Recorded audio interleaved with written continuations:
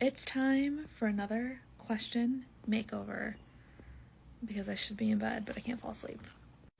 Okay, first things first, I actually thought this was like a really cute survey question and I appreciated the aesthetics of it. I thought it looked really good.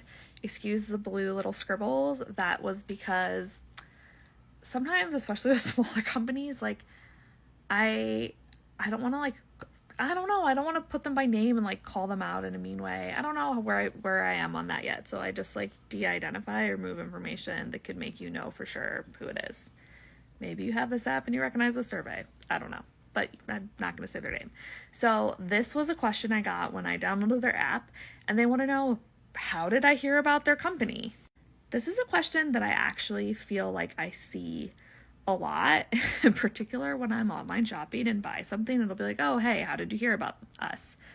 And I actually love that businesses are collecting this information instead of trying to guess and just be like, no, but I like intuitively feel that most people hear about us on TikTok, or most people hear us about on Instagram, or most people hear about us from our friends, whatever. Instead, they're just like, hey, why don't we just ask people where they hear about us? I'm like, that's not to knock your intuition. I love intuition. I use mine all the time. And yet, this is something that you can like objectively know. You can find out where people heard about you. So like, just ask. Just ask. This is a great practice that businesses have. I love it. The catch is you have to ask it in a way that's going to get you the best information possible. This question doesn't quite do that. Let's talk about why. The clue is that it's the answer I clicked. It's the highlighted one that says ad. This was a company that I heard about through an ad. Well, if you're thinking like, well, great, Kirsten, now they're going to know you heard about them through an ad, just pause. I think it'll come to you. Where do you see ads? I see ads in a few places. I see them on Instagram. I see them on TikTok. I see them on Pinterest. I see them on YouTube. And I see them when I search on Google.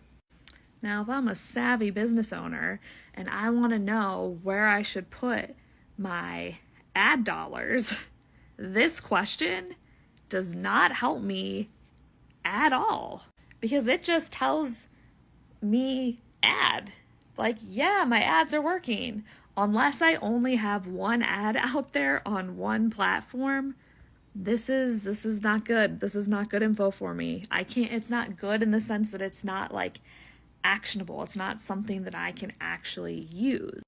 So just like quick recap, this business wants to know how you heard about them, but the information they're getting from you about how you heard about them might not be completely accurate, because there's a category, in this case, ad, that's potentially like hiding a bunch of additional really important information. If let's say this business is paying to have ads on TikTok and on Instagram, you notice Facebook isn't even an option here. Like, maybe Facebook should be an option. It goes under other, I guess. But anyways, they're paying for ads in these two places. And let's say everyone, that's an over-exaggeration, let's say 75% of people are coming to them from Instagram. That's helpful to know, right? Because if 75% of people are coming from Instagram ads, I want to put more money in my Instagram ads, right? Because that's where I'm seeing like the greater conversion of dollars to people knowing about me. Just knowing ad, again, unless they only have one ad on one platform, doesn't do that for them.